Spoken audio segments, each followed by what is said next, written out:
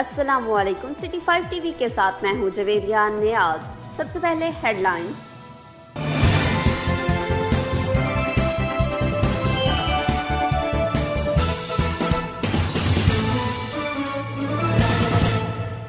कोटा 2 दायरा दिन पना के गरीब मेहनत कश मोहम्मद कमाल राजपूत ने प्रेस क्लब रजिस्टर्ड में बताया कि इस मुश्किल वक्त में मेहनत मजदूरी ना होने पर घर में परेशानी के आलम में अपने बहनोई परवेज से 7,000 लाहौर से मंगवाए, जो कि गरीब मजदूर दिहाड़ीदार मोहम्मद कमाल के मोबाइल नंबर इजी पैसा अकाउंट में 7,000 लाहौर से आए।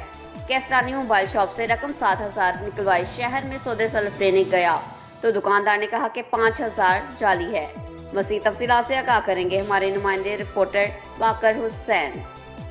जी बिल्कुल। कोटा 2 दायरा दीन पनाह के गरीब मेहनत कश मोहम्मद कमाल राजपूत ने प्रेस क्लब रजिस्टर में बताया कि इस मुश्किल वक्त में मेहनत मजदूरी ना होने पर घर में परेशानी के आलम में अपने बहनोई परवेज से 7,000 रुपये लाहौर से मंगवाए, जो कि गरीब मजदूर दिहाड़ीदार मोहम्मद कमाल के मोबाइल नंबर इजी पैसे अकाउंट में 7,000 लाहौर से आए।